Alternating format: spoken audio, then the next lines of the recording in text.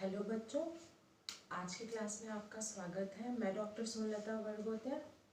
हम पढ़ रहे थे डिस्कनेक्शन अप्रोच, और डिस्कनेक्शन अप्रोच में हमने इंट्रोडक्शन टू डिस्कनेक्शन के बारे में बात की थी।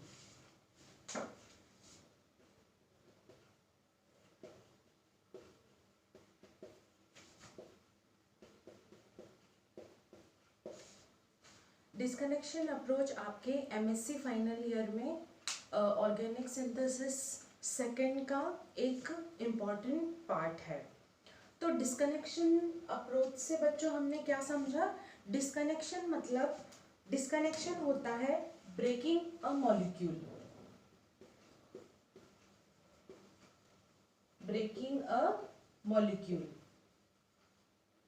ठीक है, डिस्कनेक्शन मतलब होता है ब्रेकिंग अ मॉलिक्यूल, और अप्रोच मतलब होता है पॉसिबिलिटी।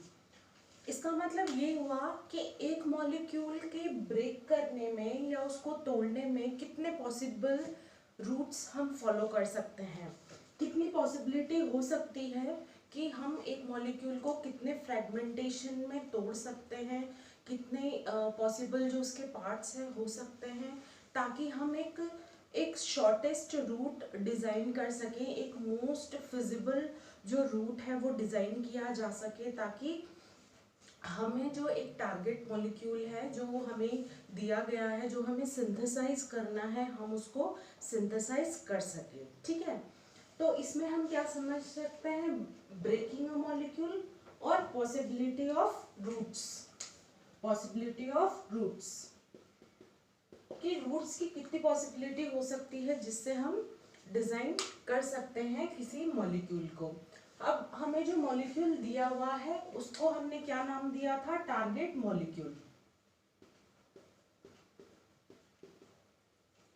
जिस मॉलिक्यूल को हमें तोड़ना है या जिस मॉलिक्यूल को हमें सिंथेसाइज करना है, मतलब जो मॉलिक्यूल हम पहले तो उसे तोड़ेंगे ताकि हम उसके फ्रेगमेंट्स पता कर सके, और वो फ्रेगमेंट्स रियल में एग्जिस्ट करने चाहिए, यानी जो हमने उनको फ्रेगमेंटेशन किया है वो मार्केट में अगर जिस फ्रेगमेंट में अवेलेबल है, जिस कंपाउंड में अवेलेबल है, वो हमारे पास रेडिली अवेलेबल मटेरियल होना चाहिए ताकि हम उसको डायरेक्ट यूज में ले सके। अगर हम उसको सिंथेसाइज करेंगे तो जो नंबर ऑफ स्टेप्स है वो बढ़ते चले जाते हैं, और पॉसिबली जो यील्ड है वो हमें कम मिल सकती है। इसलिए हम ऐसे उसके फ्रेगमेंटेशंस जो है तोड़े जाते हैं जो हमें रेडिली मार्केट में अवेलेबल होते हैं, और हम हर मॉलिक्यूल को हर तरीके से तोड़ने की कोशिश करेंगे। ऐसा नहीं है कि हमने सिर्फ एक ही रूट देखा, हमें सिर्फ एक ही वे पता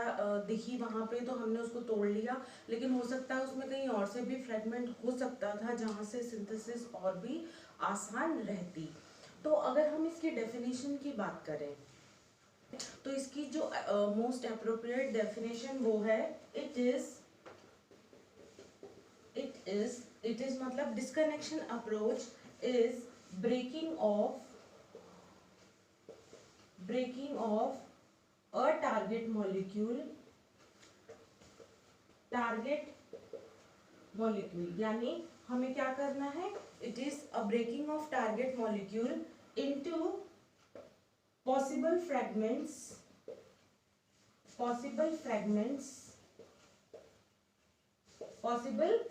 यानी जितने भी फ्रेगमेंटेशंस इसके हो सकते हैं उसको पॉसिबल फ्रेगमेंट्स में तोड़ना जाए, और ब्रैकेट में हम लिखेंगे available starting material.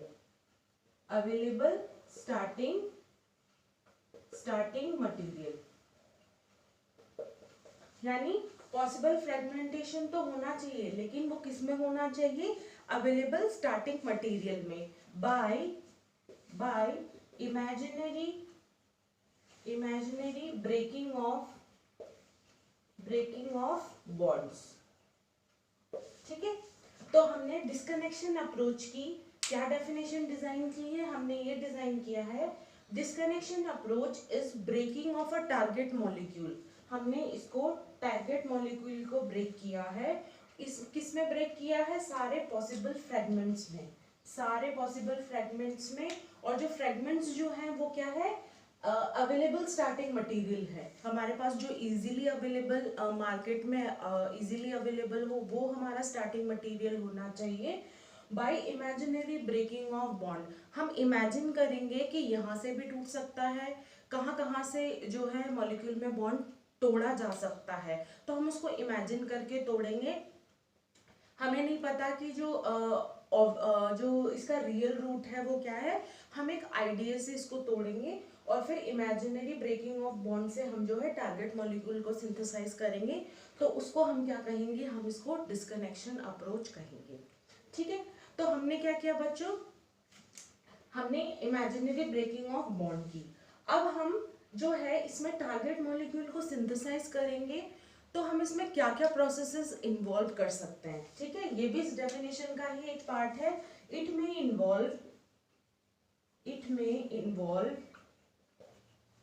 FGI, oxidation, reduction etcetera. FGI से हमने समझा था functional group intern conversion,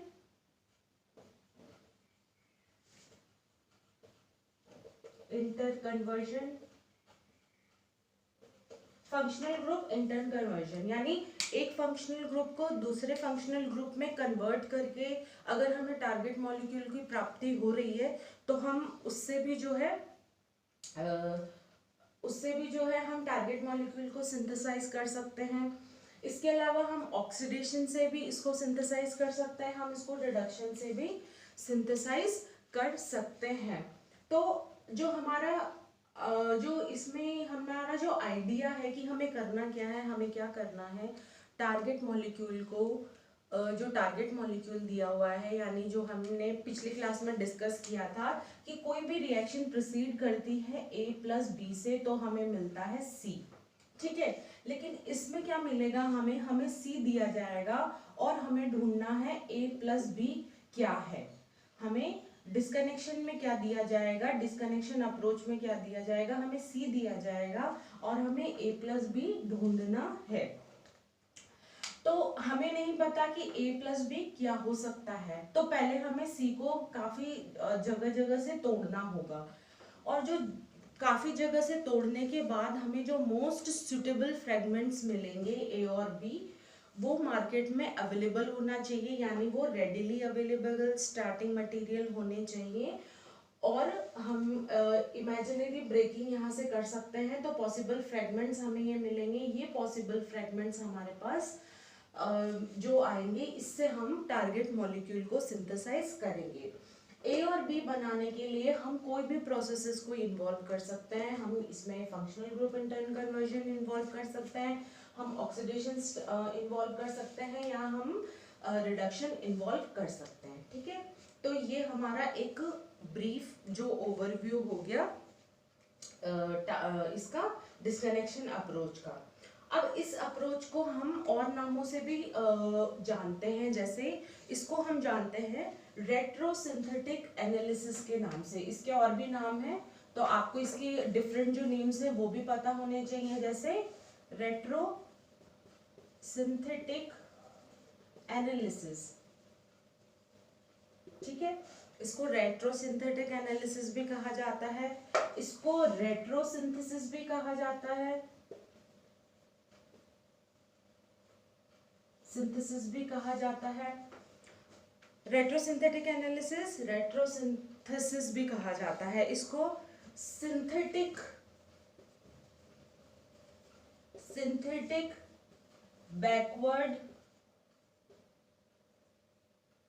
backward reaction भी कहा जाता है, यानी बाकी रिएक्शंस तो हम आगे प्रोसीड कर रहे हैं, लेकिन इस रिएक्शन को हम पीछे की तरफ प्रोसीड कर रहे हैं, पीछे प्रोसीड कर रहे हैं, यानी ये है reverse of real reaction, reverse of real reaction. ठीक है, तो अगर आपको पेपर में एग्जाम में अगर डिस्कनेक्शन अप्रोच के नाम से चीजें नहीं मिले, तो आपको रेट्रोसिंथेटिक एनालिसिस के नाम से भी पूछी जा सकती है, रेट्रोसिंथेसिस के नाम से भी पूछी जा सकती है, सिंथेटिक बैकवर्ड रिएक्शन भी पूछी जा सकती है, या रिवर्स ऑफ रियल रिएक्शन क्या होती है, इसको समझाइए, इसके नाम से भी पूछा जा सकता है, तो आपको इसके ऑप्शनल नेम भी पता होने चाहिए। इसी को अगर हम आगे बढ़ाएं तो इसमें कुछ नोटेशंस हैं जो आपको पता होने चाहिए, जो छोटी छोटी सी चीजें हैं। आई थिंक जो हम इसके जब हम इसको डिजाइन लिखते हैं, पेज में वर्कआउट करते हैं, तो हम उनको यूज करते हैं। जैसे कि जब हम कोई भी रिएक्शन लिखते हैं A+B, तो हम जो एरो है वो इस तरह से देते हैं, यानी C, ठीक है। लेकिन जब हम टारगेट मॉलिक्यूल का फ्रेगमेंटेशन करते हैं, तो यानी C को हम तोड़ रहे हैं, ये हमारा टारगेट मॉलिक्यूल है, प्रोडक्ट है। तो जब हम C को तोड़ रहे हैं तो इसके फ्रेगमेंटेशन को हम डबल लाइन एरो से इस तरह से शो करेंगे, तो हमें मिलेगा A+B, ठीक है। ये डबल लाइन एरो जो है वो डिस्कनेक्शन को शो करता है, वो डिस्कनेक्शन को शो करता है। यहाँ डबल लाइन एरो जो है वो डिस्कनेक्शन को शो करता है। इसको हम क्या कहते हैं, रेट्रोसिंथेटिक एरो, सिंथेटिक एरो, ठीक है। इसको हम कहते हैं रेट्रोसिंथेटिक एरो। और ये एरो क्या दर्शाता है, रिवर्स ऑफ रियल रिएक्शन। ये एरो जो दर्शाता है वो दर्शाता है रिवर्स ऑफ रियल रिएक्शन, ठीक है। हम नॉर्मल एरो नहीं लगाएंगे, यहाँ पे हम डबल लाइन एरो लगाएंगे। हमेशा जब डिस्कनेक्शन में आप कोई भी डिस्कनेक्शन शो करो तो आप उसको रिवर्स डबल लाइन एरो लगा के ही उसका फ्रेगमेंटेशन करें। उसके बाद दूसरी इंपॉर्टेंट बात यह है कि जो आप फंक्शन वर्कआउट करें वो इस डबल लाइन एरो के ऊपर लिखें। यानी हमने कोई भी रिएक्शन वर्कआउट की, जैसे हमने Z को हमने X+Y में तोड़ दिया। इसके लिए हमने क्या किया, ऑक्सीडेशन किया। हमने एक बॉन्ड ब्रेक करेंगे, कोई भी जो बॉन्ड ब्रेक कर रहे हैं पहले तो उसको उसके ऊपर लिखेंगे। यानी इसके लिए हमने A और B का बॉन्ड तोड़ दिया, ठीक है। यानी कोई भी, जैसे कार्बन ऑक्सीजन का बॉन्ड तोड़ा हमने, कोई भी बॉन्ड तोड़ा, उसके लिए हम जो बॉन्ड तोड़ा है उसको इसके ऊपर शो करेंगे और इस तरह से एक कर्व के रूप में शो करेंगे, कर्व से कि हमने ये बॉन्ड तोड़ा है। यानी मान लो हमने कार्बन और ऑक्सीजन के बीच का बॉन्ड तोड़ा है तो हम उसको इस तरह से शो करेंगे। हमने कार्बन और नाइट्रोजन के बीच का बॉन्ड तोड़ा है तो हम इस तरह से शो करेंगे। तो जो भी आप बॉन्ड तोड़ रहे हैं उसको लिखेंगे। प्लस आप जो फंक्शन वर्कआउट कर रहे हैं, या तो आप ऑक्सीडेशन कर रहे हैं, या आप रिडक्शन कर रहे हैं, या आप FGI कर रहे हैं। आप जो भी फंक्शन वर्कआउट कर रहे हैं, पहले तो आप जो बॉन्ड तोड़ रहे हैं उसको उसके ऊपर लिखेंगे, प्लस आप जो फंक्शन वर्कआउट करेंगे उसको उसके नीचे लिखेंगे। फिर आप आगे प्रोसीड करेंगे, ठीक है, कि हमने इसके ऊपर क्या किया है।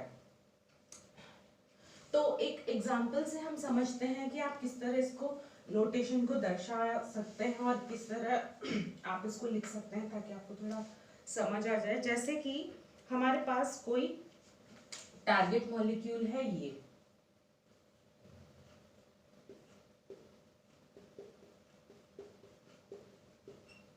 ये हमारा टारगेट मॉलिक्यूल है, ठीक है। अब इस टारगेट मॉलिक्यूल का हमें ये बनाना है, ये हमारा टारगेट मॉलिक्यूल है।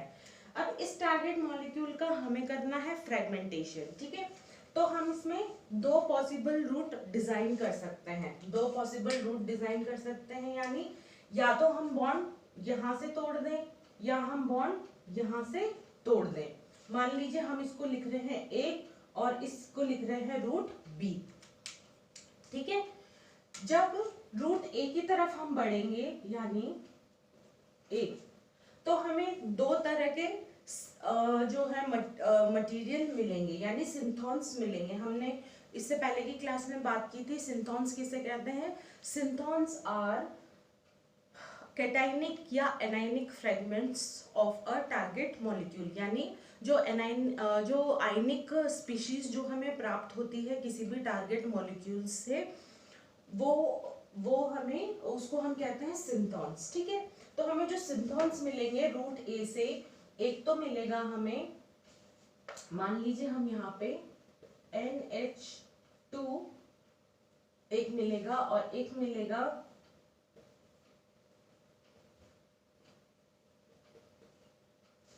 तो हम यहाँ पे, ठीक है, हमें ये फर्स्ट जो रूट ए है हमें उससे ये आयनिक स्पीशीज मिलेंगी।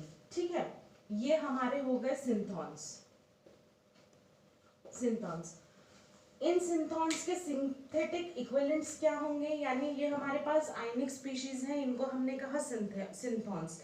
अब इन सिंथॉन्स के सिंथेटिक इक्विवेलेंट्स यानी हमें इनको न्यूट्रल इक्विवेलेंट्स में, न्यूट्रल अवेलेबल मटेरियल में कन्वर्ट करना है। तो इसको हमें न्यूट्रलाइज करना पड़ेगा। तो इसका तो हम इस पे कोई भी एनायनिक स्पीशीज जोड़ देंगे, यानी CO के साथ प्लस है तो मान लो मैंने Cl जोड़ दिया। ठीक है, और NH2 नेगेटिव है तो मान लीजिए मैंने इसके साथ एक हाइड्रोजन जोड़ के मान लो मैंने इसको NH3 कर दिया। तो हमारे पास ये न्यूट्रलाइज्ड स्टार्टिंग मटेरियल हो गए। इसको हम कहते हैं सिंथेटिक इक्विवेलेंट्स। ठीक है, इसी तरह अगर हम रूट बी को डिजाइन करें तो हमें क्या मिलेगा, मैंने रूट बी से तोड़ा है। ठीक है, मानो मैंने रूट बी से तोड़ा है तो हमें जो सिंथॉन्स मिलेंगे वो हमें मिलेंगे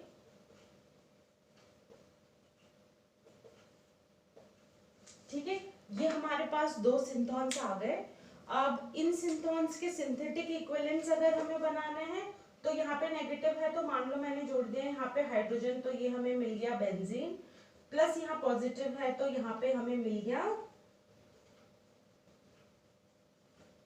यहाँ पे मैंने पॉजिटिव है तो यहाँ पे मैंने जोड़ दिया क्लोराइड, या हम क्या जोड़ देंगे यहाँ पे ब्रोमाइड, कुछ भी हम हैलोजन जोड़ सकते हैं। ये हमारे पास स्टार्टिंग मटेरियल हो गया। ठीक है, तो ये रूट बी के हमारे पास सिंथेटिक इक्विवेलेंट्स हैं।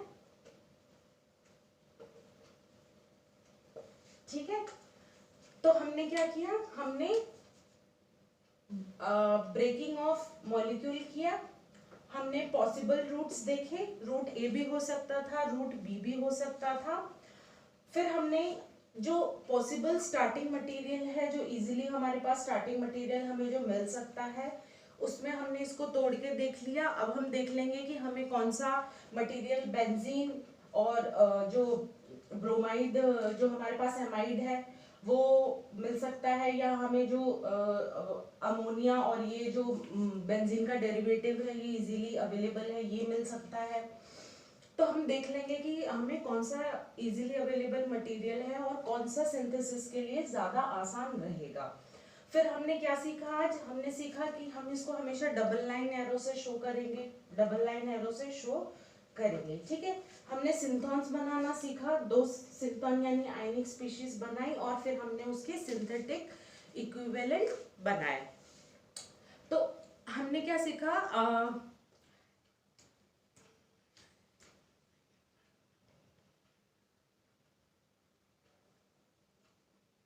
तो हमने पॉसिबल रूट्स को डिजाइन करने की यहाँ पे बात की। ठीक है, अब हम आगे के क्लास में कुछ और डेफिनेशंस इसकी क्लियर करेंगे।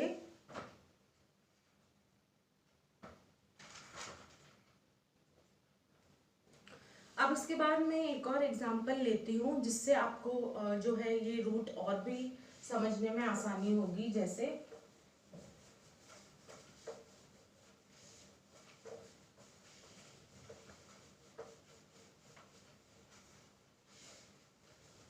हम एक एग्जाम्पल लेते हैं, हमारे पास एक एग्जाम्पल है,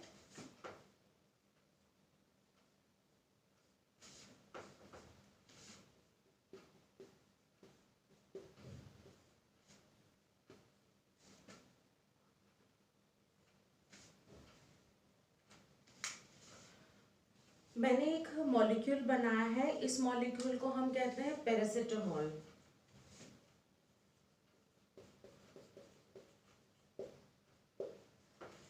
आप सभी को पता होगा पैरासिटामोल एक एंटीपायरेटिक जो एजेंट है और एंटीपायरेटिक प्रॉपर्टीज रखता है, यानी फीवर वगैरह हम इसको यूज में लेते हैं। पैरासिटामोल का ये जो मॉलिक्यूल है, इसको हम किस तरह के पॉसिबल जो फ्रेगमेंटेशन है उसमें तोड़ सकते हैं। पॉसिबल फ्रेगमेंटेशन, मान लीजिए मैं इसका जो फर्स्ट बॉन्ड है वो यहाँ से तोड़ रही हूँ, ठीक है। तो किसी भी डिस्कनेक्शन के लिए मैं मान लीजिए डबल लाइन एरो लगाऊं, जैसा कि हमारा फर्स्ट रूल था, और मैं एक कार्बन है और यहाँ नाइट्रोजन है, तो मैं एक C और N के बॉन्ड को तोड़ रही हूँ। तो मैं यहाँ लिखूंगी C और N और इस पे लगा दूंगी एक इस तरह का एरो, यानी C एंड N को बॉन्ड को तोड़ा जा रहा है। तो अब हम इसका फ्रेगमेंटेशन करेंगे, यानी हम इसके सिंथॉन बनाएंगे। तो हमें जो एक सिंथॉन मिलेगा वो है इस तरह से, और यहाँ पे हमें मिलेगा एक पॉजिटिव चार्ज स्पीशीज जो है इस तरह से, ठीक है। तो हमने इसको दो फ्रेगमेंट्स में तोड़ दिया और इसको हम कहेंगे सिंथॉन। अब इन सिंथॉन के हमें बनाने हैं सिंथेटिक इक्विवेलेंट, यानी अगर यहाँ पे नेगेटिव चार्ज है तो हमें पॉजिटिव स्पीशीज जोड़नी पड़ेगी,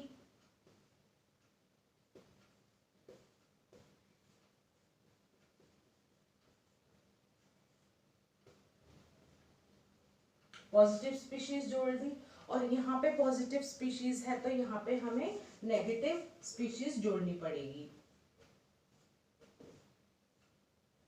ठीक है। तो ये हमारे पास बन गए सिंथेटिक इक्विवेलेंट, ठीक है। हमने बना दिया पैरासिटामोल के सिंथेटिक इक्विवेलेंट। अब जब आप रूट डिजाइन करेंगे, यानी इसके बाद आपको इसकी सिंथेसिस भी लिखनी होगी,